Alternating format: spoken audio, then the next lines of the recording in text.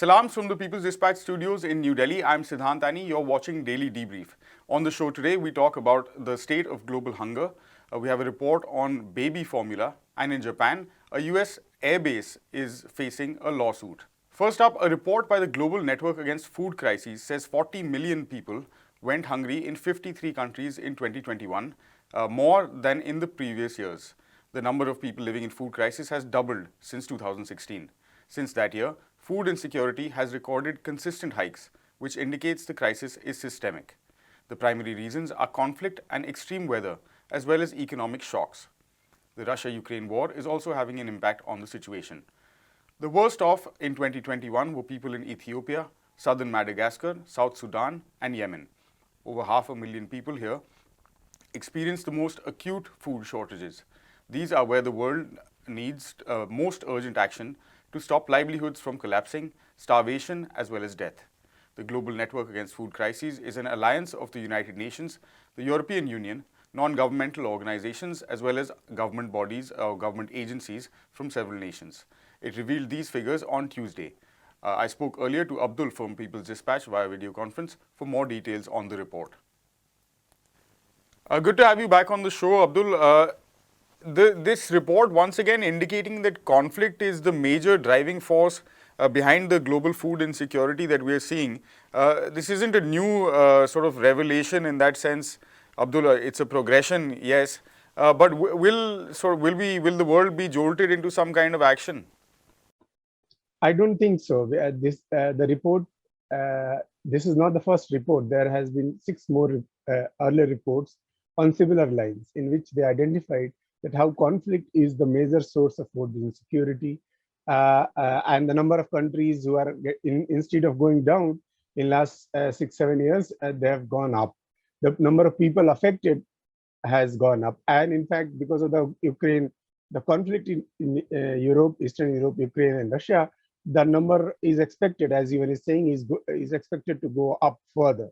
So I don't think there is any major action initiated by the world powers at this moment.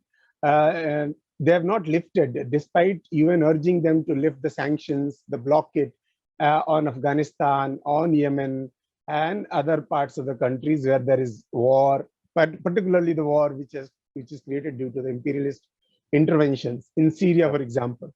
Yeah. They know that their sanctions and blockade is causing food insecurity, artificial crisis of food, essential food commodities, but they are not taking any action. So I don't think because of this report there is going to be any major action taken. Yeah. Right. So Antonio Guterres, who wrote the foreword to this report, the UN Secretary General, he talks of what is a 3-dimensional crisis, a crisis of energy, food, as well as finance. How do you view these 3 factors, aspects coming together, particularly in the recent past, to exacerbate what is already an unprecedented hunger crisis? UN has been trying to kind of address the issue of food insecurity in its own way. One of the major ways is to kind of gather the international funds and use that funds to buy food grains and supply food grains to the regions where there is drought, there is conflict, or there are other primarily the climate related issues, right. Flooding and so on and so forth. But UN has been facing a tremendous challenge to mobilize it. In fact, the report notes that the international assistance, I'm talking about the finance aspect of it, international assistance to the World Food Programs, different kinds of World Food Programs, has gone down instead of going up, despite the fact that the number of people affected are increasing. So, which is a strange situation. We can understand that in last 2 years, there was something called COVID, and because of the COVID, there were economic problems. Even the richest countries are facing economic problems. Or resources were diverted to combat that emergency, I guess. We don't know how much true is that, but at least that is the narrative that we are told. Yeah, exactly. So, but apart from these 2 years, why it is falling throughout those 5 years, nobody can explain. For example, even when it held the donor conference for Yemen it could not fulfill the minimum quota required. Yeah. So there is some kind of lack of, there is a financial aspect, of course, apart from the other aspects which UN General Secretary is talking about, which basically is strange, which cannot be explained at this moment. And there is an urgent need for the international, particularly the rich countries. It is the responsibility to kind of support the necessary food supplies to the world's poorer countries, because they are the primary reasons that this particular crisis has been created. There is a historical evidence for that. Right. Thanks, Abdul. The $55 billion baby food industry has paid social media platforms to get in touch with pregnant women and mothers, a new WHO report has found. The report strongly indicts the baby food or baby formula industry for riding roughshod over the health concerns of women as well as infants. It has referred to these marketing strategies as perverse. The baby food industry managed to contact women on online platforms and through social media influencers when they were at their most vulnerable. The United Nations as well as the WHO has consistently opposed the promotion of commercial baby milk formulas. I spoke earlier to Anna Vrachar of the People's Health Dispatches for more on this story. Anna, good to have you back on Daily Debrief. From my limited understanding of this report, one is that it indicates that unsurprisingly, social media marketing and ethics have nothing to do with one another. But the other but it is trying to hit at a very crucial aspect of health for pregnant women, and I'm assuming also lactating mothers as well as infants. So what exactly is that point, and what is the impact on health? The thing with this new WHO report, which is based on data that they collected together with UNICEF, is that it shows that formula milk companies are not keeping to the standards that the WHO and its member states agreed to already in 1981. And one of the most striking findings of this report, that the formula milk industry, which is valued at around 55 billion US dollars, is now finding a very good time in using apps, using forums, using virtual support groups. They are paying social media promotion, they are using influencers, all to collect personal information about pregnant women, and then to shape promotions based on that information. And of course, when pregnant women and mothers receive this kind of promotions, they are more likely to choose formula over breastfeeding.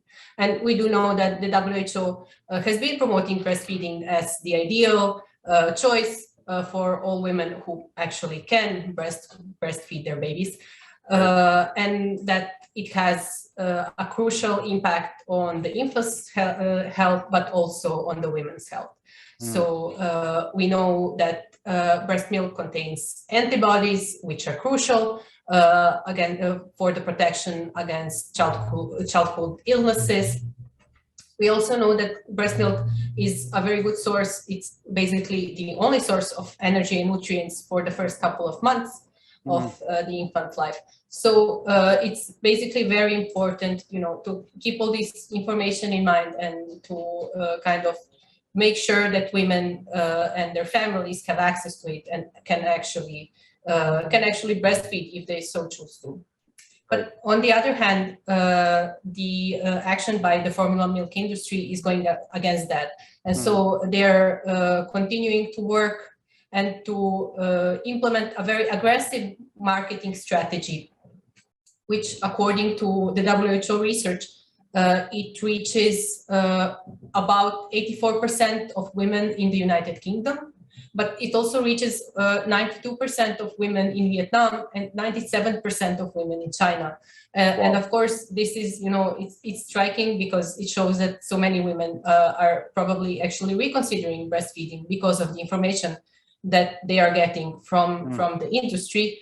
And of course, the industry is worried more about improving their profits and not about the health of either children or women.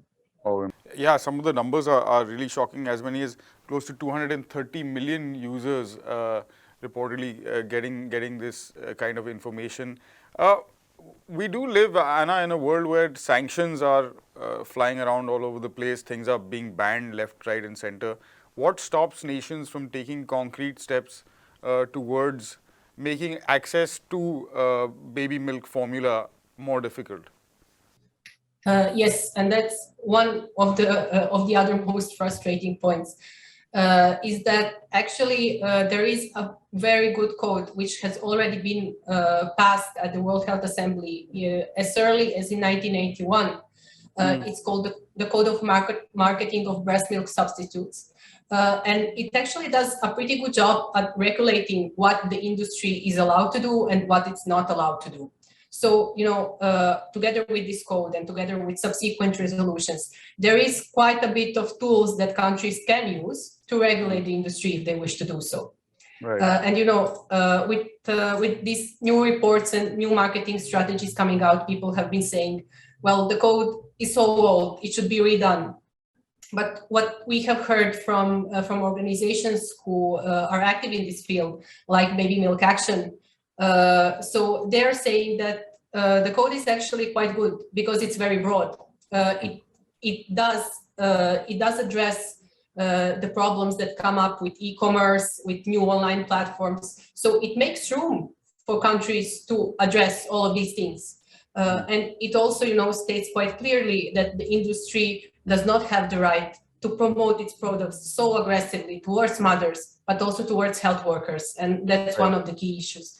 So, it's not that countries do not have at their disposition enough tools to do that. It's just that they have to choose to do it on their own. So the WHO is in no position to say to its member states, you should do this and this when it comes to national legislation. The member state actually has to step up and say, okay, I want to do this. So that's one of the issues. All right. Thanks very much for that important update, Anna. And finally, in Japan, the US military presence is once again in the news, as is usually the case, not for the right reasons.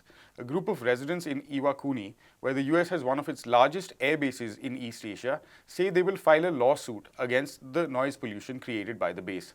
They say that military aircraft flying overhead causes a great deal of discomfort as well as noise pollution, and want both American as well as Japanese military aircraft banned from their airspace. They also want damages. In 2018, there was a major relocation of military aircraft to Iwakuni as part of the earlier redistribution program. The Japanese government is currently planning a wider redistribution due to growing resistance in Okinawa to US military presence. People's Dispatch's Anish, who covers East Asia, is with us in studio. Anish, what does this lawsuit indicate with regard to public perception in Japan about US military presence? Well, in one way, like while they are focusing on noise pollution in the lawsuit, it's actually the fact that there is a problem with the very presence of those air bases right next to residential, like major residential centers. Like Iwakuni is not a huge city, but it is still a fairly large city to begin with. And residents have been opposing the presence of US military base right next door to them. This is not the first time that they actually filed this lawsuit. There was a previous lawsuit in 2009 where they actually won, past damages for around 735 million yen in damages for the noise pollution, but they failed to get the aircrafts banned. So in 2018, there was, as you said, like there was a major relocation of about 60 aircrafts from a different base, and that actually doubled the capacity. And and ever since then, residents have complained to authorities about the problem actually exacerbating on its own. The focus on Iwakuni is we should actually focus on Iwakuni primarily because this is one of those facilities where potential to expand facilities and capacity is considered in the light of planned relocation or redistribution of bases especially considering the fact that Okinawa is now kind of like a hotbed of anti-US based sentiments right now. Right. Despite being less than a percentage of, occupying less than a percentage of land area of Japan, the small island is home to around 70% of US base in terms of the acreage of land used exclusively by the US. So in that sense, there was a recent resolution even by the House of Representatives demanding that the government move ahead with the redistribution program Right. very seriously. Right. So, which is to move away, like bring the the proportion of U.S. presence in Okinawa down to by redistributing balanced it. Yeah, sort exactly. of, yeah. But that is also going to be a big problem. Like you already have this one place which is nowhere comparable to the bases and the military presence that the U.S. has in Okinawa that Iwakuni has. But even then, you already have a great deal of resistance happening. This is in fact vindicated by a recent study done by a survey done where they actually found out that most people, while they consider the fact that Okinawa is taking on a huge burden, a very unequal, unfair, disproportionate burden of hosting US bases, they do not want those bases to be relocated to their cities either. Yeah. So these are facts that show that there is generally a certain level of discomfort and which can turn into resistance if the proposed plan goes through. Well, very briefly, why Okinawa, Anish, for this disproportionate, like you said, military presence?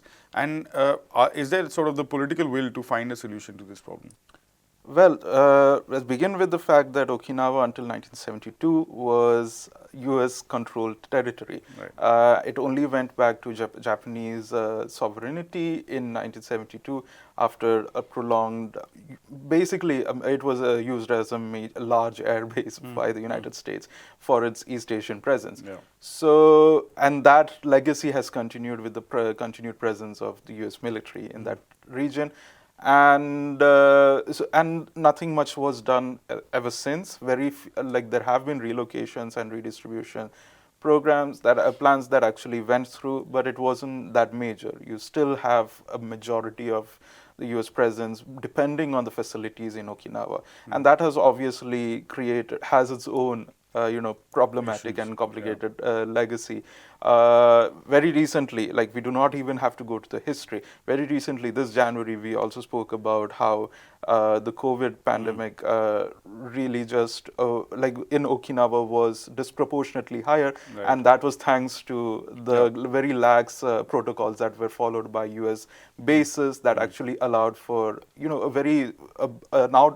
explosion of COVID Cases. infections in the community. Right. And there has been growing resistance and movements for years now, more than a decade actually, where people have been coming in large numbers protesting against these bases, the continued presence of these bases. So now talking about the political will, you have to consider the fact that the current Liberal Democratic Party, the conservative government that has been leading Japan ever since, for a very long time, has no will whatsoever to undo the legacy of not only US occupation of Okinawa, but also the sort of a very a client state sort of relationship that Japan has with the United States.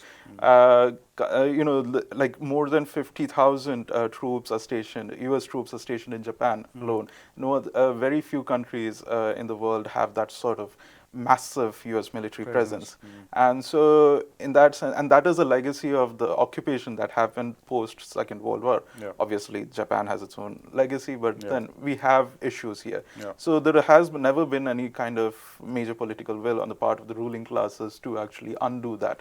But there has been this talks of like redistributing, and that is the only thing that they are really going for. Not even downscaling. Not downscaling, not even downscaling, definitely not, and not even taking a relook at the existing treaties between the two countries. Right. But it's just the fact that they want to bring down the anger in Okinawa But what they might do in turn would be to spread the discontent across Japan elsewhere. through All that. right. Yeah. Thanks very much for that, Anish.